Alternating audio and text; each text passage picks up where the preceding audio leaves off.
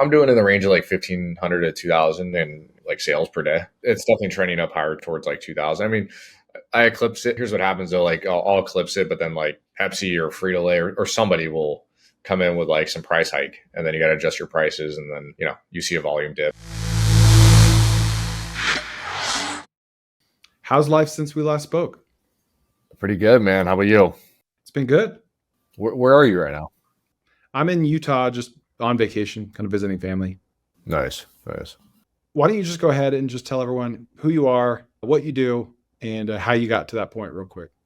Yeah, for sure. So I'm Quinn Miller. I own and operate a vending machine business. That's how I started. It's kind of expanded a little bit now. So it's transformed into, I do traditional snack and drink. We do like smart coolers. We do like market concepts now. I also have a ATM business as well. I got into the business because I am based in California and I love real estate. But the problem out here is that it's heavy appreciation, like cash flow. And yeah, most people are like, oh, well, why is that bad? Well, the reality is when you're transitioning out of corporate or whatever, it's, foundational income, cash flow is way more important than appreciation, in my opinion. Can I be wrong? Can I take some loans on and kind of live off that? Yeah. And then the appreciation comes in and then you're good. But so effectively what happened was I bought some real estate out here with my buddy. I bought a property for quite a bit. We renovated it. And then the cash flow is so light. It was about like $700 a month split between three parties. And when you're fresh out of college, and this might sound crazy to a lot of people, but the house was like $550,000, right? So it wasn't cheap. Yeah. And that's in San Diego? Yeah. And so we did the renovation, and the cash flow is really poor, but it reappraised for quite a bit. It reappraised for, I think, like 800. Now, wow. Which is awesome. Yeah. But we bought it at the back end of 2018. And then, I don't know, maybe a year or two later, that's what it looked like. And the goal is to buy more, right? Not just have the money sitting there, because I couldn't have all my effectively life savings just sitting in this piece of property, not cash flowing at all. They didn't want to do it. And so I got out of that, and I was looking for alternative, not to say asset classes, but some things where I didn't have to be there all the time, low cost of capital to enter, and then had some solid cash flow. And that's kind of where I stumbled into vending, and I saw other people doing it online that didn't necessarily have the same background as me from a sales perspective. And so what I did was I put it at my buddy's mechanic shop, a machine that I bought off Craigslist, and it didn't do good at all. But what I realized was I didn't have to ever go there to make a sale. So that's good and bad. If you never have to go, then the machine's not selling. But I learned. And could you say that again, Quinn? Because you cut out just for a minute. You said it didn't do well at the mechanic shop, but then you realized. Yeah. So I never had to go there. So right, if it's doing like $150 in sales and the machine holds 600 drinks, right? Go there once every 6 months or once every 3 months, whatever the number is. So you at least fell in love with that aspect of it, but you realized finding locations is going to be harder than you thought. Finding good locations would be harder than you. I didn't think it would be harder than I thought, because I never even prospected.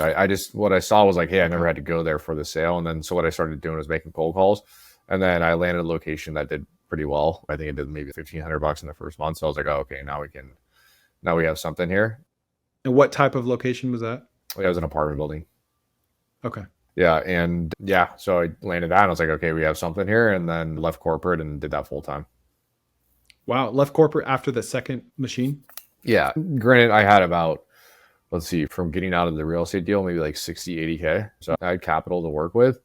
You got to live too. So it's not like, it might sound like a lot, but the reality is in California, rents are insane. I mean, like a 1-bedroom apartment, 500 square feet could be $3,000. So cost of living is just astronomical out here. So that dwindles down pretty fast.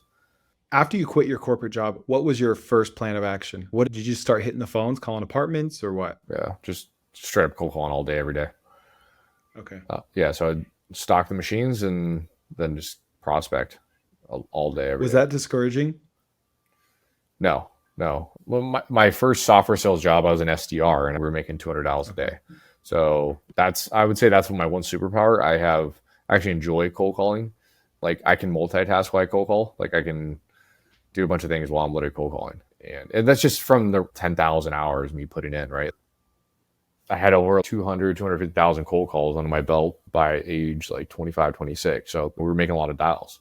But so it becomes second nature. The thing that would slow me down was like when I was first starting out, is when you land a location, you got to prep the machines, do all this stuff. So then I couldn't cold call during those times because we were just getting the machines ready to go. But yeah, I think the thing that separated me and my growth in the business is a normal operator. They are going to stock machines all day and then come home and, drink a beer or whatever, relax. Whereas me, I'd stock machines and then come back and make calls. And so that's what really helped me grow quickly. Everything you know today, if you could go back and like perfectly script starting this business from scratch, what would you have changed to make things really clean, really profitable, really efficient? I don't know if I would change what I'm doing, but my recommendation would be to other vendors is like what most people do is they take on any location. And so what I recommend to them is be selective. Just because somebody says yes doesn't mean you should work with them. Like having a ton of machines out there is not better than having less but doing more revenue. But the reality is most people, the hardest thing is the sales, right? So for me, it's not the sales, it's more the repairs on learning that aspect of the business.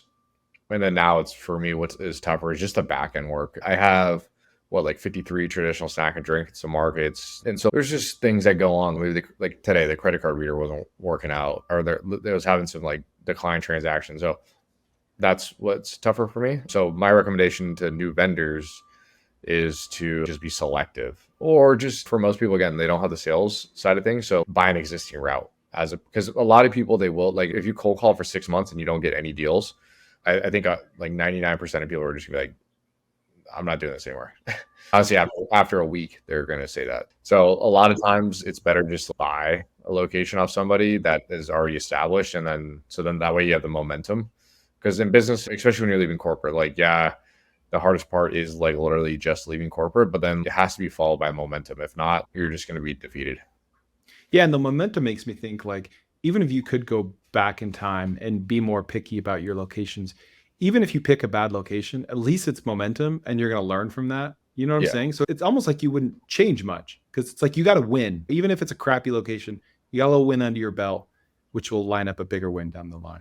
Yeah, for sure. And that's another thing. Like anybody getting new into the business, I know they want the biggest accounts right away. But the thing where I learned the most was that mechanic shop where I could fail and learn about the machines and just they had no expectation, right? So if you go get a big account, like they're gonna have a bunch of expectations and it might be overwhelming for you.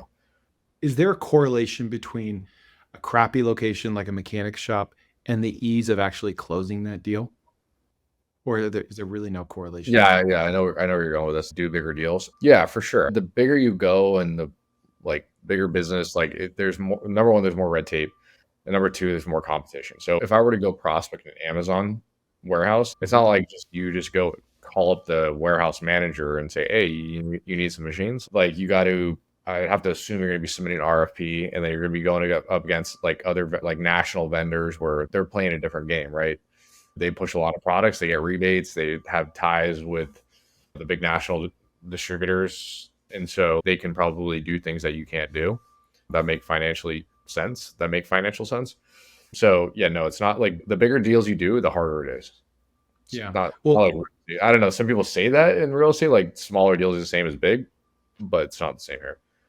Well, what if someone had the strategy of saying, listen, I know that all of these mechanic shops are only going to pay out $300 a month on average, but I can close 20% of those deals as opposed to 2% of the big deals. So I know that the payback period for machine will be a lot longer, but could someone have that strategy? Just like, I'm going to place a ton of these low performing machines because it's easy and that's just my model. Yeah, well, that's what most people do. And what I would say is, yeah, that's cool when you first start, but once you get to a certain size, it becomes a logistics game, right? So it's like, how do I get X product from warehouse to the locations? And then at the end of the day, they're machines, so you don't need somebody there to make a sale, but they do have problems, right? And so like when you have just like 100 machines and you got to send out a repair guy or something, like that stuff adds up versus like just concentrating on your bigger accounts, like where they're actually producing real revenue and making a sizable difference. It's okay if you have a repair guy go out there, but if this is consistently happening, then it's just going to destroy the business. Back to cold calling. If you make 1,000 cold calls, what does your funnel look like? How many do you actually talk to, and how many sales could you expect to get from that? Yeah. I used to track these numbers in software sales when we had like Salesforce and all this stuff, and I think that's like beneficial. It's right. It's probably beneficial if you're running like not a one man org. I guess it is, but me personally, I don't really need to track those numbers. I think maybe I shouldn't, but I don't really get motivated based off like the numbers, where that's what a lot of people need to see. They need to see like how well they're converting. But so for me, I don't know the exact number, but if there's 1,000 potential locations and I'm able to talk to the decision maker, I have a pretty high hit rate in regards to like actually closing those deals. If I were to look at my pipeline, a reason why somebody would not work with me is not because of like my pitch or anything like that. It's more so, it's a luxury apartment building and they're just like, oh, we don't have room or ownership to spend $300 million on this property or whatever the number is. And they're just like, no. So I don't have the exact number, but what I can say is my closing percentage is like way higher in this business than I would say software sales. Mhm. Uh, Okay. And I think the important part is you like making cold calls. And like it's kind of like finding joy in the journey, right? Is what you're doing. And it's not a grind to you, it's just part of the process. yeah, for sure. So you just relate it back to like accounting or anything like that. Like for me, like I hate it. Like I would have to close off a whole calendar, like a whole day just to review this stuff. But for cold calling, it's no problem. I can right after this call, like even if I'm hungry, I can make a cold call. I cannot look at accounting if I'm hungry. But for some people, it's the opposite, right? So it really just depends on the person. But yeah, and then some people say, "Oh, do cold emailing stuff like that." From my experience in the SMB world from software sales, I don't think it's as effective. Like these owners are not checking their emails like they're running a business, and so that's why I think it's not as effective. And so at the end of the day, there's like a finite amount of places that I can actually work with, so that's why I don't go that route. But a lot of people will go the cold emailing route. What is your best selling product? Is it Diet Coke? Yeah, Coke. Coke. Yeah, 12-ounce can Coke. Break down the unit economics of that. Like what do you sell for? What do you buy it for? And then how do you look at like your cost to fulfill? Yeah. So a 12-ounce soda from Costco, I believe right now is 49 cents. I sell it for $1.50. Now, the one thing there is like, okay, so when I first started in vending, a soda was 33 cents. Okay. And I used to sell it for a Mhm. dollar. So that's a pretty healthy profit margin. But at the end of the day, when it was at 52 cents at one point and they just lowered it. But at the end of the day, there is only a certain price that somebody's willing to pay for these products, right? And so if they raise the price, let's just say to 75 cents, like I'm not gonna sell a 12-ounce can of Coke for $2, right? Yeah. You got to eat it. Well, I'm just gonna change the product, right? Because my whole thing is like I want my customers to see, I want them to feel like they're getting value anytime they're shopping with me. Because this is not a transient customer. If you're doing apartments, if you're doing hotels, like you charge whatever you want. And I have hotels as well. But if you do office and stuff like that, then they need to feel like they're getting value every time they use this. And if they do that, then they'll use the machine a lot. So yeah, Coke is probably my best seller. And then I've been transitioning a lot to like Pepsi and 7 Up stuff. Gatorade's a big seller for sure, but those prices have been going crazy recently. Like I recently had to increase the price to like 250, unfortunately. And I think one thing to note is I think it's a big misconception. So I use Pepsi, 7 Up, Vistar, which is a food supplier, Costco, and Sam's Club. And the reason why I use all these different places is because I work with Pepsi, 7 Up, and Vistar for the bulk of my stuff. But when I utilize them, the prices are more expensive than going to Sam's Club or Costco. And so I'll buy my canned sodas from Sam's Club actually. And so that's a big misconception. They're like, oh, you go direct to them, they're cheaper. No, but what they are doing is they are delivering the products to my warehouse. And so it's challenging for me to be able to pick up, let's just say 6 to 8 pallets per week of just product. And that's a lot of Yeah. man out. Right. And so that's why that makes sense to do that stuff. I guess another good seller for me is Celsius. That's really popular nowadays. Monsters, obviously big. And then what's getting challenging now is the candy. They've raised the prices so much, like Hershey and stuff like that, that it's getting very expensive to sell. And I'm starting to transition out of that. Like I'll have some staples in there, but I'm transitioning more to like cookies and stuff like that in those candy rows. What about like salty snacks? What are the good sellers? Salty snack like chips and stuff. Yeah. Yeah. So Well, so I'm in Southern California, so spicy stuff is like hot fries, like Chester hot fries, Cheetos hot, Cheeto lime, like those sell like gangbusters. And then let's see, I don't really sell like peanuts or anything like that. But in regard, I used to sell Lay's and Lay's barbecue, but I recently transitioned over to Boulder chips because Frito Lay is actually again raising prices again. So I'm trying to look for alternatives that are similar, but where I don't have to raise prices. I've been looking for a lot of that stuff. I was actually literally at a conference in Dallas, and I was just checking out a bunch of new products and seeing like what is out there that I'm missing. Yeah. That's what I was going to ask. What has owning this business taught you about consumer psychology or consumer behavior? Because it's like everyone says they want to eat healthy. People want to eat, but it's like, I don't know how, I don't foresee Doritos not being around in 100 years. You know, Yeah, it just seems like human nature will always allow for people to eat like crap. yeah. So my take on the situation is that so America shops at Walmart, okay, and they do not shop at Whole Foods. Like just because you and your friends do does not mean that like Hmm. I'm gonna say 90%, but a majority of America, that's not where they shop. Okay. And a majority of Americans do not drink raw milk and nice steaks and all this crap. Right. Yes, it is very nice for us, but most people are just barely getting by, right? And so these products, it's the same thing with cash. Everybody's like, oh, is cash dead? No, it's nowhere close to being dead. Same thing with gas for cars. It's nowhere close to being dead.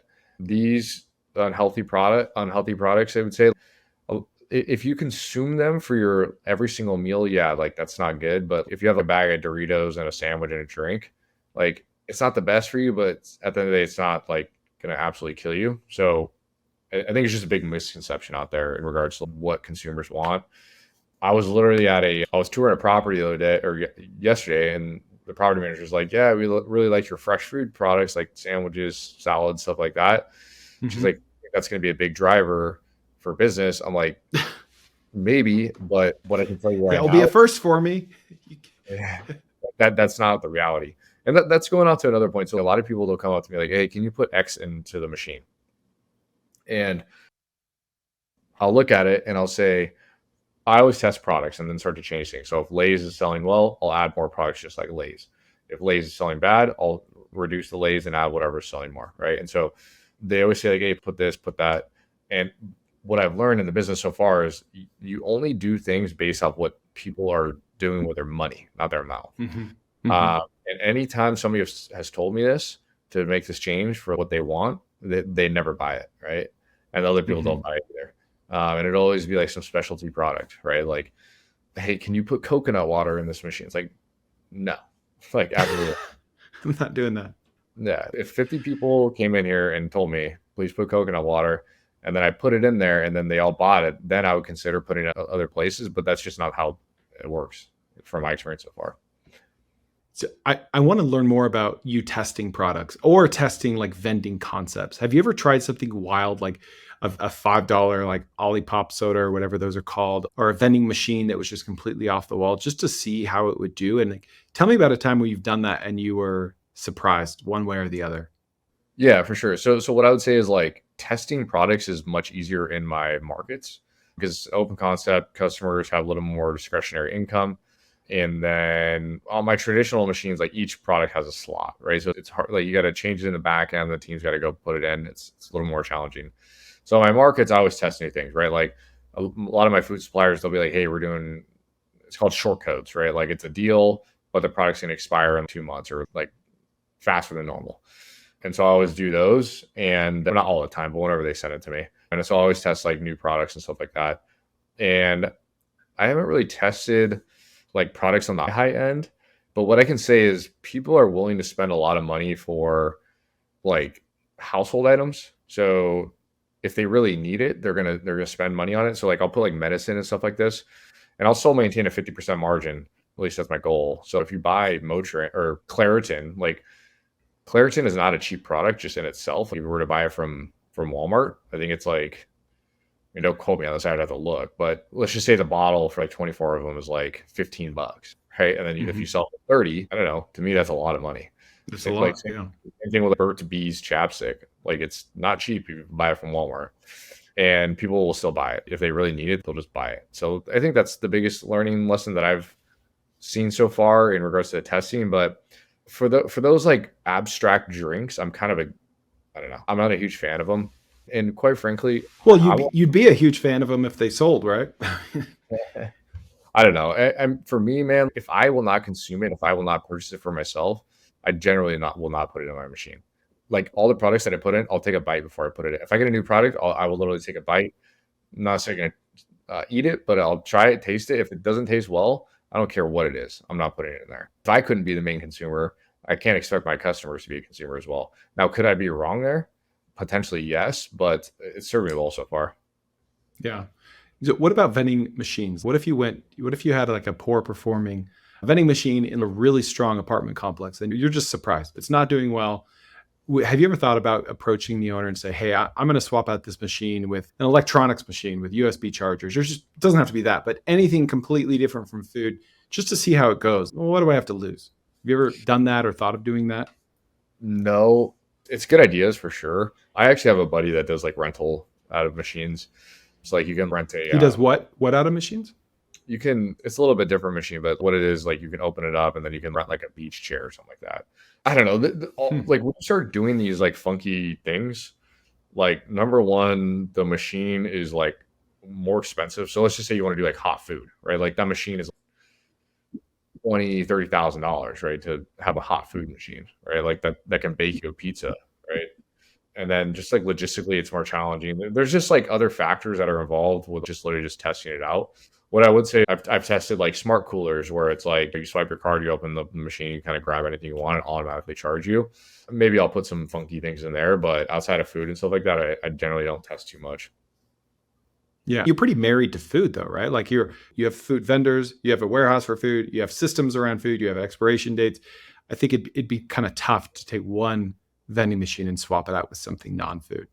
Yeah, it's just so the way I build my business is try to be like the Ford assembly line, right? Everything is going through the same, all machines are getting the same things for the most part, right?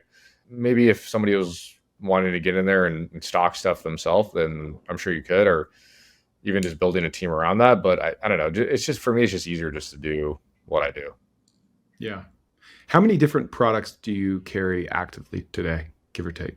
Yeah, it's a good question. I know for sure it's ranging from the range of, I believe, like 2 to 400, I think is kind of the number.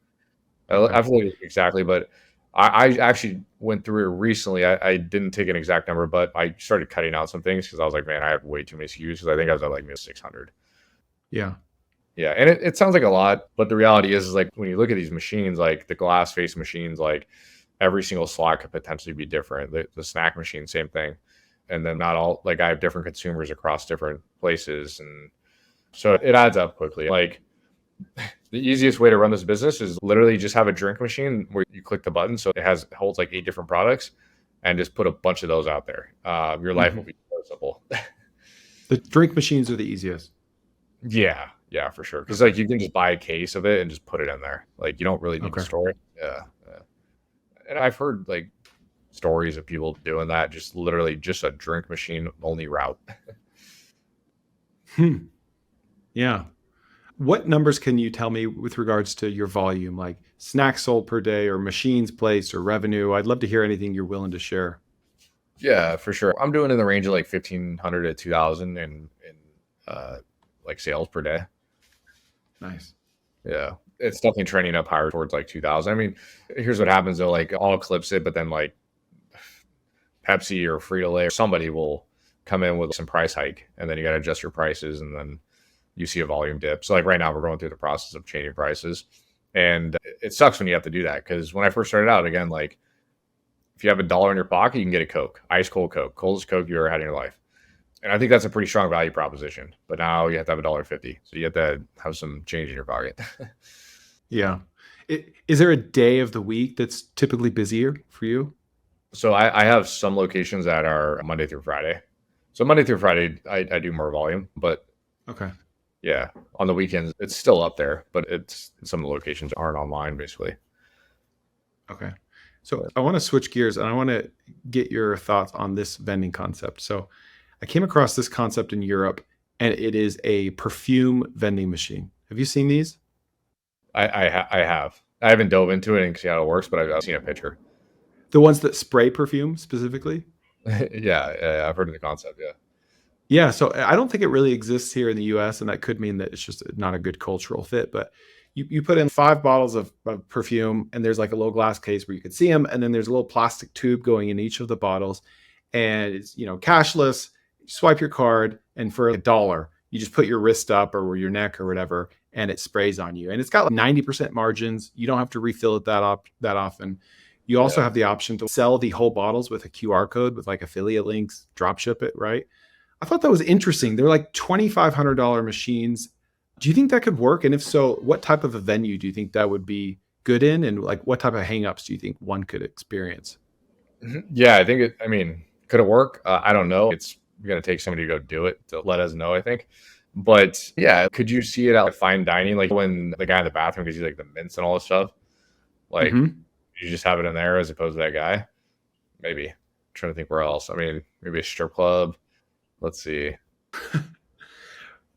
I wonder if like in the bathroom at a gym, right? And you're kind of stinky and it's just like, I don't want to smell like crap. Here's $1, so maybe I don't. Yeah, good. Even trying any of these exotic ideas, I think $2,500 for a machine is fine. But then what we see some of those machines at the airport where they're doing like I don't know, cosmetics, all these things. Hmm. Like those machines are incredibly pricey, and it's easy to do like a couple of them. But then when you really want to scale the business, like it becomes challenging. Yeah, especially if they're all over the country or over the world, right? Yeah, and the reality is like for you to get high volume on these like niche machines, I should say, they need to be at like very heavily trafficked areas or just like for the exact audience. And are you going to be able to sell like I don't know that? Can you really sell like that many people like with these types of venues to do that? How many fine dining places are going to want that? Are gyms going to have the space for it? There's just a lot of different factors that Right. go into this that I think makes it a little challenging. And what I would say is like, don't let anything, but don't let my words discourage anybody if they're like listening to this and they're like, oh, I want to try ideas. I always think that they should try it out and then learn based off what they see in the marketplace and what's taking place. Just because I am unwilling to do it and I don't do it doesn't mean that you should not. Because a lot of people will tell me things like, don't do these certain locations, certain areas, or whatever, and I'll go do it. And it's like, why aren't you doing these? Yeah. So, Yeah. People fantasize about a lot of things. And my fantasy is like snapping my fingers and having 10 of those perfume machines placed tomorrow at 10 different venues, like a gym, a strip club, a movie theater, a mall hallway, a gas station, a restaurant, street side in New York. I would just love to have all those placed at the snap of a finger and then just look at the analytics come in. It's like, wow, oh, the gas station's killing it. That's surprising. exactly. Yeah. And then once you figure it out, then you can expand from there. But yeah, I mean, like other niches like that I think are interesting. Like I've heard like people talk about jukeboxes. I think that's interesting. You posted about the massage chair. That's interesting. I think that machine is probably a little pricey. Let's see what else. There's a whole bevy of things like that are like credit card reader based machines, machine based businesses, I should say, that are potentially very interesting. My only thing is just scaling it up. What is the easiest thing to do? But at the end of the day, a lot of people they don't want to scale it up. Like you just have 10 machines locally and just have some nice side income? Yeah, and that's probably fine for like majority of people, to be honest. Yeah, the hard part is with these new exotic machines is like there can't be much friction. Like you have 4 seconds to convince a consumer that they should swipe their card here. So Yeah. if it's like too weird or too like a gold bar machine, like you have to have the right person in the right location and they have to grasp it immediately. Otherwise, you're just going to lose everyone. I think my favorite one was I was in college or we were visiting. So I went to Michigan State. We were checking it out. And we went to this tiny little bar. Or I guess it wasn't tiny, but it was a sports bar like in the middle of nowhere. And we go in, go to the urinal, and I can pay money to see how big my pee is. And so basically what it is like I go pee, and then it's like, oh, can you set the record? Like biggest pee. What? Yeah. How I don't know. big your pee is, like how much volume you put out? Yeah. I got to write that down. That is Yeah. It's crazy. one of the more interesting concepts I saw. And here's the reality, like men are extremely competitive. So it's like if two dudes are doing that, like you're probably gonna be like, hey, let's try this out. And I did try it out, right? You did. And how big is your pee? I take big piece. So I can't even picture what this looks like. I'm going to spend an hour Googling this today. I hope you know. But like, would you pee into something and it like measures it on like a ounces basis? No. It's like just a urinal, and there's like a trap, I think, at the bottom. Okay. Yeah, you're not like peeing in a cup or anything. But you have to pay. Yeah, and then there's like a game thing on top that'll show you. Like a leaderboard? Yeah, this is quite a few years ago, so like maybe the designs have changed. But yeah, that's effectively what it was. Like you pee, and then there's like a leaderboard. Yeah, I think it was like for that day, though. I don't think it was all the time. Wow. Holy cow. To be the guy that thinks of that idea and then spends who knows how much money to get it developed, like, I know. that's crazy. Like, people that invent things like that, I think are the opposite of me because I have too many ideas. And so I'm going to go with the cheapest, the least amount of friction, the one I can test for $100. But some people, they go 60, 80 years and they get one big idea, right? And they're going to go all in on that one idea. And it's like, that's how these stupid things come to be that sometimes end up being successful, is because that one guy just had that one idea and he had to, and I mean, respect, right? I respect anyone that executes on an idea because most people just think about it until they die and then they regret it. But yeah. No, it's a really interesting concept. I would say the only problem is like from a maintenance perspective, you're having to deal with like, uh, I don't well, know, the urine. electronics go bad, it's all filled with pee, right? Yeah, that is crazy. Yeah. So I know you're leaning hard into ATMs. Last time we spoke, are you still doing that? And how has that been going?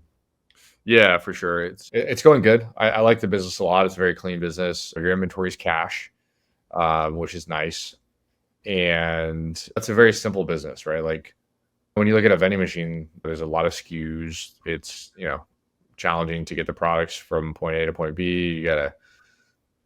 It's just a lot more work, right? Now, the main difference between the two is a vending machine has the potential to do a much more revenue than an ATM machine will ever do. It's the ATM is much simpler, right? It's put money in, you get hit with a surcharge, and that's how you make money. Now, there are some locations that could probably do quite a bit of revenue, a strip club or a casino or a dispensary. I was doing due diligence on a dispensary location in Colorado, and it was doing, you were netting like 50K a year on 3 locations, which is pretty solid. And so that's doing a lot of revenue, So, 3 dispensary locations, 50 grand a year. yeah, pretty good, right?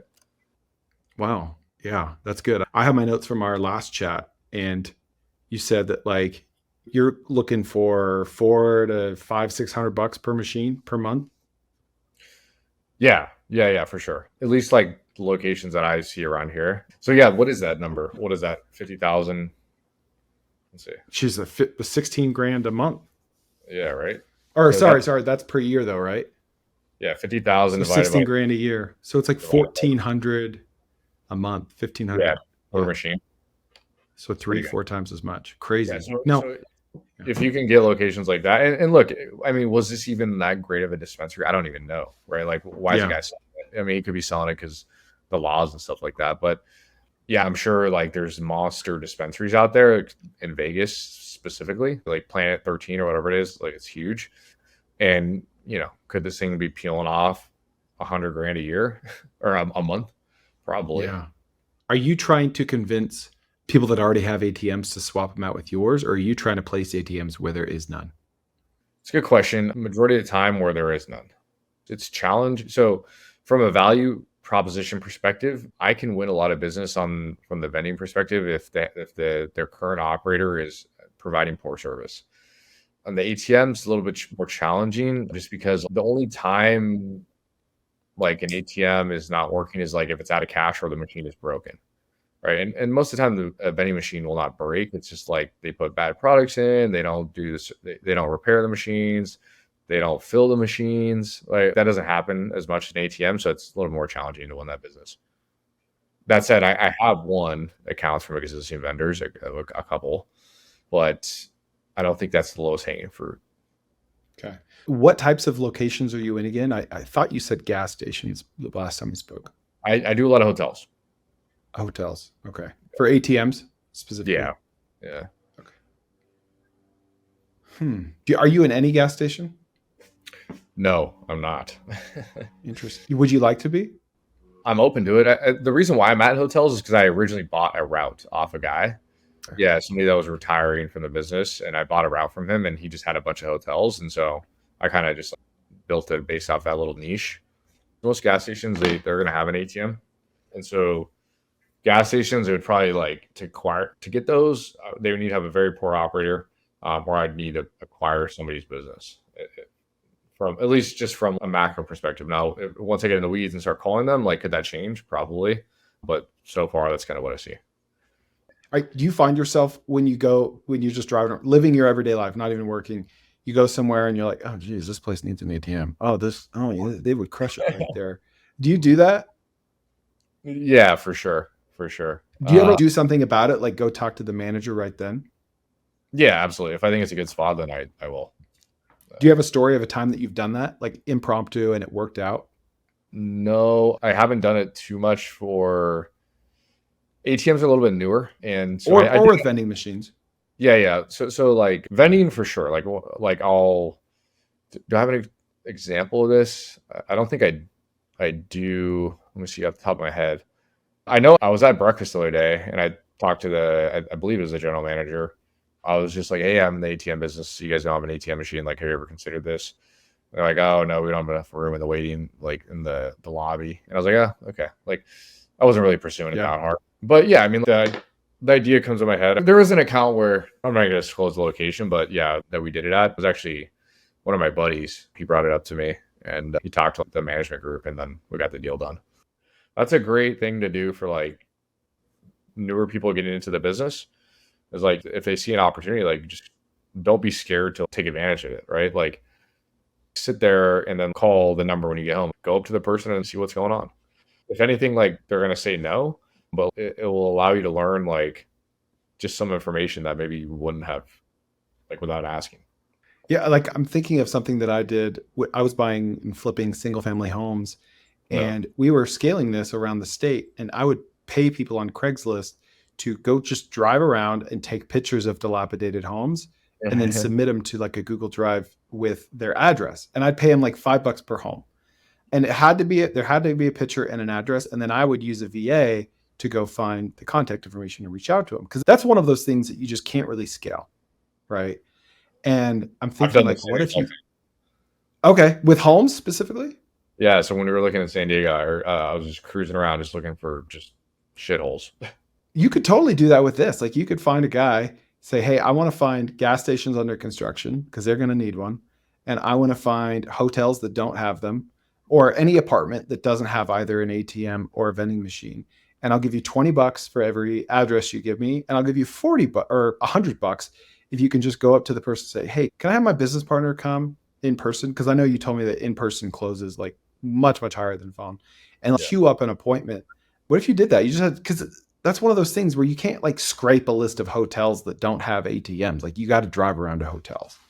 Yeah, I'll do you one better. What we do is we call and we say, hey, me and my girlfriend are looking to book a room there next week, and I was on site for us to use. And if they say no, then mark it down. Yeah. Genius. Genius. Yeah. And you can have anyone make that call, right? You could scale that infinitely. Yeah, Has that worked pretty well? yeah, for sure. But I think the reality is like there's only a finite amount of places. You could probably do this. There's more like there's only a finite amount of hotels, right? So especially ones that are like big enough and stuff like that makes sense. So gas stations, this would probably make a little bit more sense to do this, to just like literally scorch the earth. Because like the reality is if there's a gas station, there's going to be quite a bit of foot traffic, right? Not all hotels get the same amount of foot traffic. And not all hotels, the customers really wants to demand or Yeah. really wants to even use the machines. Yeah. I remember you told me that for like a $5 transaction fee, you're sending $1.25 to the vaulter who fills up the machine with money and about $1 to the location owner, give or take. That leaves you with, 250 or so. Do you have to, like, how often do you or someone on your team have to go visit that ATM in person if you have a vaulter? Yeah, the vaulter is handling everything. So they're going weekly. typically to fill the machine, make sure it's working properly. Now, this is a professional vaulter, right? Like there's probably others out there that are not professional, but they're vaulters. For me, what I do is I actually will still hand deliver the checks.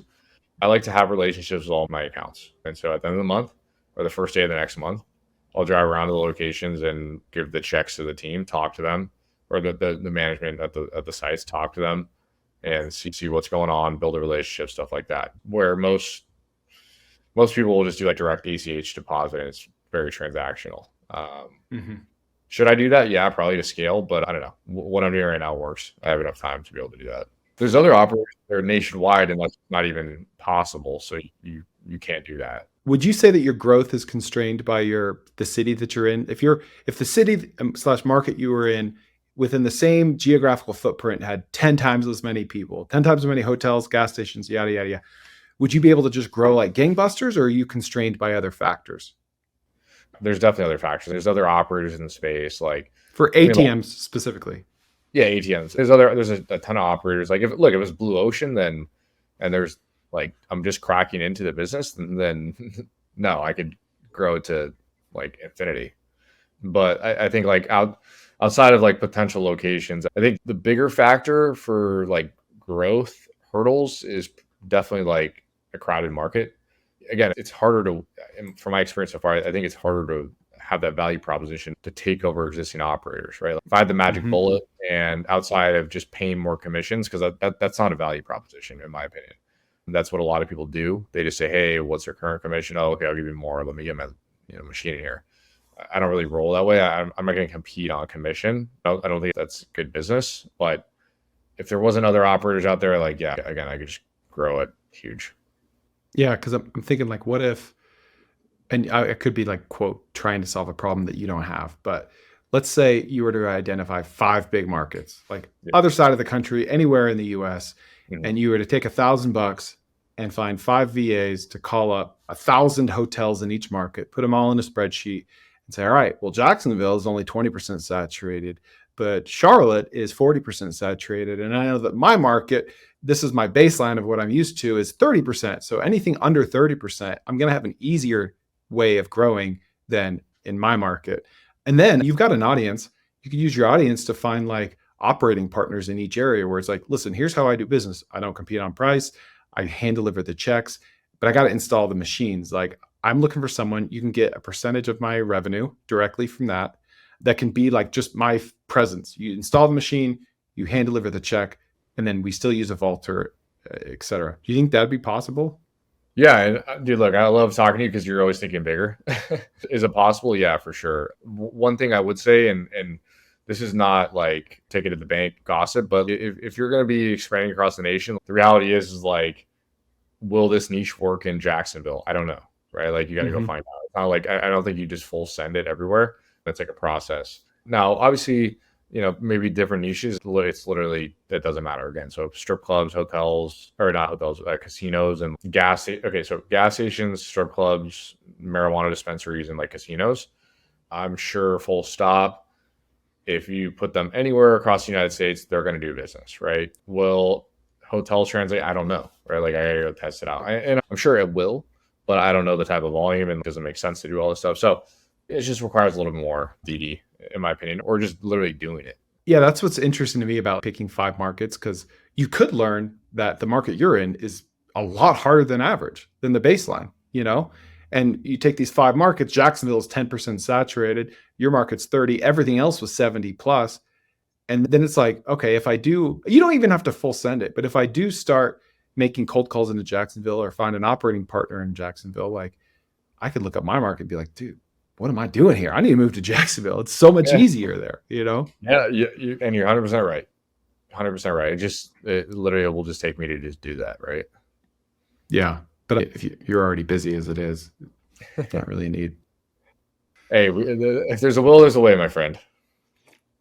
It's true. Are you still wanting to sell your business at some point? I'm open to it. I think. Well, yeah, for sure. Well, at a certain point, for sure, I would say I was always building the business to create a bridge to bigger things. I think it's very hard to scale my business to, let's just say 20, 30 million. I think that's very challenging to do.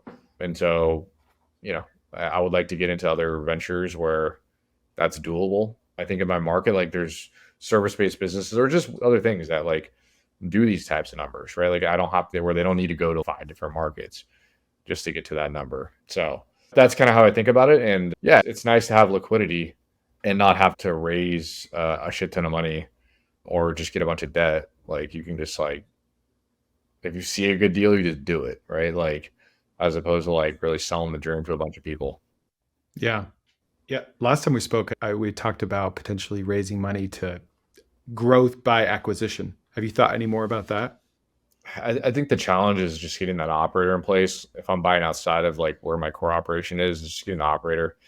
It's not as easy as like just snapping the fingers, getting someone in there being reliable to do it. So I haven't thought about it too much, but it is an interesting idea. I think that I'm just kind of like still growing like organically, and I haven't really seen a need to do that yet. But again, last time we spoke, like you mentioned these things to me, and I probably should be thinking about these things more. And I'm trying to create a path where or I am actually creating a path where I'm doing less of the day to day like back end work because that's really just not advantageous for me, or it's not like the best use of my time. So I had a VA, and then now I hired another VA that's a little more has a more robust skill set to be able to handle mainly the back end of the business and the day to day operations. And so that will allow me to like more time to think about opportunities like that and see if we can like really pursue it basically. What I've learned from you and talking to you over a few short hours, like it doesn't even matter what you choose. Like whether you sell your business or you make it a $10 million business, growth by acquisition, or you go to freaking Jacksonville, or you only do ATMs, like you're already doing the harder things. Like you've already mastered cold calling. And if you can cold call, you can do anything. You're already like doing things that quote, don't scale, the high touch things, hand delivering. Like you've already mastered these skills that you can apply to anything. So it literally doesn't matter what decision you make. Like you're going to crush it. You're going to do great. I So appreciate it. I'm I definitely would not say I mastered like the operational side of things. I think I mastered the fact that I really don't like it. uh, same. yeah, and so you just learn so much stuff like about yourself. And so if I were to acquire something, I would definitely need a partner in that to do the operational side of things and still be there with them and learning and stuff like that. But just allow me to do more of the sales and growth and stuff like that, which I know a lot of people like they want to do that. But so yeah, I'm learning a ton for sure. Definitely not a master, still learning. And anytime I talk to people just like you, I'm learning a ton. The other guy, Mitchell, who does ATMs, I mean, Uh-huh. he's taken the concept and raised money and got a bunch of ATMs. Like, could I have done that? For sure. When I first started out and was tweeting, they're like, dude, how do I invest? They still do, right? They hit me up all the time. Like, can I invest in the business? And I've just always been like, yeah, like I don't really need it, right? But yeah, could I take that money and acquire a bunch of routes and have a $5 million a year business right now? Like, yeah, for sure. Could have. Yeah. But yeah, once again, it doesn't matter. You're in the game. So Yeah. along those same lines, if an investor wants to reach out or an operator wants to reach out, where can they find you? Yeah, the best place is Twitter. Just shoot me a DM or something like that. More than happy to chop it up. If I don't respond or something like that, it's not because I don't like you, as we just I get a lot of messages. And if you're asking me this long-winded question, I'm not going to be able to type you a paragraph back, unfortunately. But you do I have have, a course that people can buy, right? Where I can have they a find course. that? Yeah, I have a course. So what I recommend to people is don't just buy the course. Check out my pinned tweet. If you still don't know what to do and you're like, man, I still need more help, feel free to buy the course. It'll teach you a bunch. But I think I have enough free information out there where you can get by. And then if all that stuff is still not enough information, feel free to schedule a call with me. I know a lot of people will prefer to just chat versus buy the course. And so you can schedule a call with me and I'll tell you my story and I will tell you yes, no, what I think is right, what I think is wrong. Yeah, those are the main ways. Yeah, everyone's different. Like some people will read a pinned tweet and go start a vending business. And some people like need you to hold their hand the whole way. Or they just want like a paid call. So it's Quinn, QUINNJ Miller at Twitter, right? Yeah. Yep. Okay. Well, thanks, Quinn. This was great. I think a lot of people are interested in vending. I know I am. You've got an awesome business. You're an awesome person. And thanks Thanks, for your man. time. Yeah, thanks for having me on. We got to get you a vending machine next. Dude, I'll do it. I'll do it. Dude, don't even tempt me. I'll start any business anytime. It's a problem. It's a clinical addiction. I love it. I love it. So, well, thanks for your time, man. It was good catching up with you again. All right, man. We'll talk soon. All right, see ya.